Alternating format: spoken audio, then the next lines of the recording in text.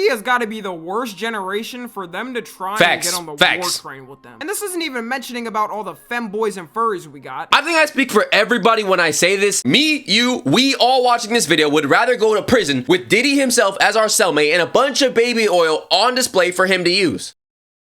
If you've been keeping up with recent news, you might know there is a significant chance that we all get drafted. Yes, we, me, you, whoever's watching this video, especially if you're Gen Z. I think the age requirement is something around 20 to 25. I mean, we can fact check it. Yeah, see, almost all men who are 18 to 25 years old and live in the United States must register for selective service. So seeing something like that means that we gotta prepare, you know, in case the worst comes to worst, in case we gotta go, you know, and fight for our country. So in light of the recent events, we're going to be checking out Why War Won't Work with Gen Z by Tommy NFG. Funny enough, I'm literally in Tommy's closet right now, bro. Also, by the way, if I sound any more attractive than usual, it's because I just woke up and my voice hurts, bro. I'm sorry. I'm never doing that again. I'm sorry. You know, they say every couple of generations, one generation is bound to experience the most life-changing events in history. True. I ain't gonna lie. I feel like we already had ours, though, bro. We had to go through 2020, bro. We were playing Among Us with ourselves and watching a bunch of anime. What were y'all doing in 2020? So far, it's looking like Gen Z is fitting the boot. Okay, yeah. Maybe that's a little bit of an exaggeration. No, you're on track. All the things we've had, most of us were born around the time or after one of the most... Who this guy? This Bush? Just George Bush? Don't he have a son? I don't know which one is who. I ain't gonna lie. Devastating terror attacks in modern times happened. Oh, we yeah. saw our parents trying to keep their sanity during the 2008 financial crisis. Bro. I ain't gonna lie, though. Put me back in 2008. I'm coming up rich, bro. I'm investing in all types of Bitcoin. Hey, if your parents didn't get rich during 2008, I guess that includes mine. I mean, I shouldn't... We stepped out into the real world as adults. Everything I'm kidding, obviously. Shut down because of COVID in 2020. We've been having drills since we were 5 at school in case a lunatic comes in and mows the whole school down. True, and now bro. to add the cherry on top. Wait, when did they start those shooting drills, by the way? Like, was there a certain time? Was it after Columbine? Does anybody know? If y'all know, let me know in the comments. You may be running back to draft and being put on the war field. Okay. Excuse me, I meant you guys may be running. No. Us. We all, including you, bro. You're not getting out of this. I just found out I'm highly on the spectrum, so unfortunately that means I can't qualify. Me too. I have HIV too, bro. I have something that gets me out of, you know, the war and stuff like that, I think, right? ADHIV, something. Brain deficiency. I don't know, bro. I gotta make it my excuse. I'll give y'all each a high five and you can have fun on the battlefield. No. It's crazy how Gen Z is kind of running back what millennials had. Because millennials had a war growing up with a terrible economy and had to worry about if they could even afford a house. But man, at least they had good music coming out. What the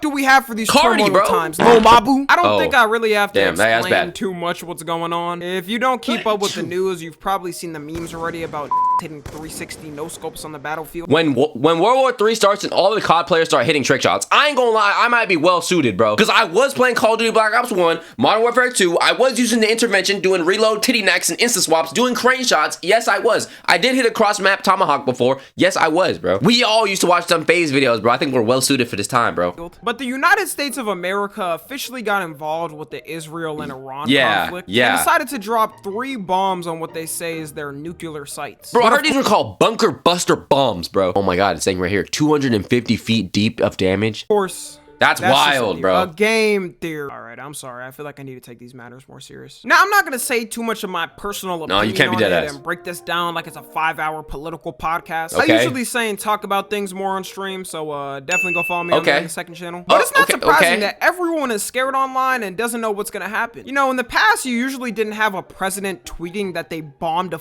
country. Yeah, I ain't gonna lie. A low PNG photo of the American flag right after. This is definitely the worst time to be the right. We're cooked, bro. To think that we have presidents, I don't know, like freaking George Washington, Abraham Lincoln, who freed the slaves, and now our president is tweeting online that we just bombed Iran. Obviously, it's not even Iran, it's Iran, but that's just how people be saying it in America. I don't know. We're in the end times, man. Age of 18 to 25 because we going first if the draft happens. Unfortunately, high school class of 2025, you only got a couple of seconds of freedom before you were cooked. I've been thinking to myself for a while, in a hypothetical unlikely scenario of them actually doing a draft, the government doesn't realize that it would not work with Gen Z has got to be the worst generation for them to try and get on the war train with them. And this isn't even mentioning about all the femboys and furries we got. Not even. Imagine a femboy in the freaking military, dog. I think I speak for all of us when I say we all are trusting femboys as our comrades in the war. That is my brother or my sister, and we gotta fight to the death, bro. I trust them with all my heart. Brief intermission. If you're enjoying the video so far, please make sure you sub to the channel. We are on the road to 20,000 subscribers. Thank you very much. talking about how half of us are either morbidly obese or twigs. Yeah. One of the main reasons I think That's war wouldn't work with Gen Z is because the propaganda age of America is officially dead. And not just America, any country that has some form of free press is absolutely cooked. No.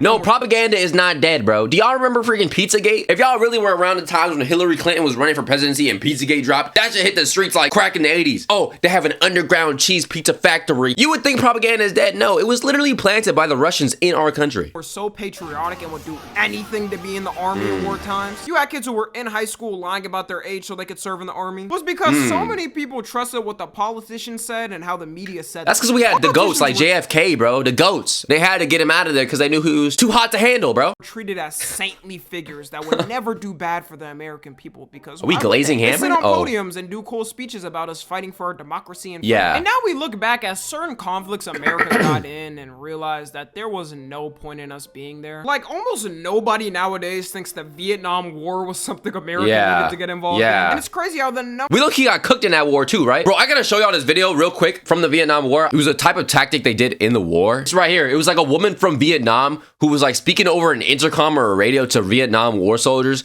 Just listen real quick. Let me cook. They lie to you, DI. You know you cannot win this war. Your rich leaders grow richer while you're dying in the swamp, DI. They will give you a medal, DI. Damn. But only after you are dead. Your government lies to you every day, poor soldier. Yeah. You have lost this war, DI. Your army will leave you behind. Me being a soldier, bro, like on the field in Vietnam, and I hear this over the intercom in English, I'm gonna be like, damn, she's low-key right too, bro. They do not care about you. I swear this would do some psychological damage to me. Your government has betrayed you. You will not return for you. GI, your airplanes bomb your own men. Damn. You are not safe here. Actually, you know what? I would have this realization that all she's saying is true before I even step foot on the war. One superpower for military and all things. Lost to that were setting up Looney Tune ad traps in the ground. What the? Oh, this was what, Vietnam trap? Bro, this is like something you see in Minecraft. For the US losing that Vietnam war like that, low-key, nobody really talks about that. That's like minus 100 aura out the US Army. These are like bear traps.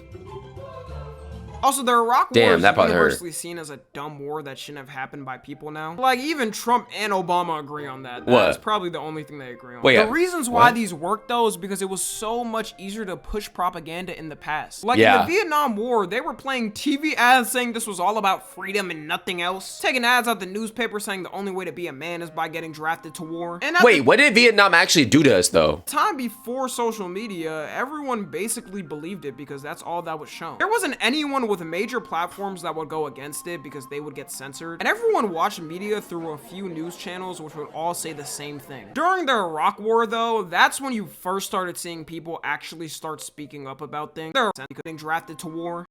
And at the time before social media, why would we ever get into conflict with Vietnam, bro? Y'all ever had their pho? Y'all ever had bumbo way? I think that's how you say it. Goddamn, what's that shit called? Taiga? Something like that. I don't know. My pronunciation is cooked. I'm sorry. Because that's freaking jackfruit and durian shakes. There we go. There Boom. wasn't anyone Bangers, with bangers. major platforms that would go against. Shout out to the Vietnamese. They would get censored, and everyone watched media through a few news channels which would all say the same thing. During the Iraq War, though, that's when you first started seeing people actually start speaking up about things, saying, "Hey, maybe going into a country and murdering innocent civilians and committing war not the best idea. Just maybe." But social media was still in its baby phases at the time it was going on, so there was still a lot of enthusiasm for it. But now with Gen Z, we grew up in the most free era of social media. Right. No one would go because everyone would know it would be another lie that the government. Facts, bro. And the military's numbers have already been dropping more than ever. People have been making fun of it because they be trying to recruit soldiers anywhere they can now. You have soldiers trying to recruit at anime cons? They be trying to recruit soldiers anywhere they can now. They've been seen at anime cons. They got whole Twitch channels now. They even got them at NBA games. I'm not gonna. I think I speak for everybody when I say this. Me, you, we all watching this video would rather go to prison with Diddy himself as our cellmate and a bunch of baby oil on display for him to use. Knowing that we're Gen Z, I feel like we should have a democratic system where we vote people into getting drafted. The first person I'm voting off is Ashton Hall. I'm just kidding. Shout out Ashton Hall. He ain't doing anything that bad. Lie. If I'm watching my glories Achilles King, LeBron putting up 40 points, and a military sergeant comes up to me. No, like, he's not. Son, this game sure is great, right? Have you ever thought of the game of fighting for your country? Like, get the out my face, bro. Even if there was a chance. Do y'all remember when they would come to your high school? If y'all are still in high school, maybe they do this now, but they always go up to like the delinquents who are like low-key failing, and it's like, and they'll put their hand on your shoulder and be like, you have a great future in the military, because they know damn well you're a freaking idiot who's just like not gonna go to college or not be anything else. We were rightfully defending ourselves from evil. The U.S. government has lost so much trust in the public, no one would believe them. I don't know a single man I've asked in Gen Z that said they would actually go if they got drafted. Most would rather just take the prison time or fine than go. And looking at it in the long run, it's not even that bad. It's 5 years in prison. That's not bad. If you don't go. So it's either you get That's 5 really not. years max in prison for not going and stay alive, or go and potentially get obliterated on the battlefield by a missile straight to the head. Yeah, I ain't doing that. I don't know about y'all, but I'm throwing a party in that prison for every day we not in the warfield. I got a friend that served in the military. No, this would be like a crazy group chat. Imagine we all go to prison, we just take it over. It'd be fun, low-key. Basketball events would go so crazy, bro. For a couple of years. And even he said nowadays he'd rather take the prison time. Also, the younger generation has realized we don't want to fight a war because of a politician's beef. Like, why don't y'all fight it yourselves? Why I gotta grab the military equipment while you sit on a plane watching from above? Yo, I think, bro, a war should just be freaking Trump fighting the president of the other country, and whoever wins, just wins. Okay, that's it. Just get a fist fight. They should host a boxing match. Put him on the Aiden Ross events. World leaders, and whoever wins, their country gets the most benefits for that year. Looking at our leader for now, though,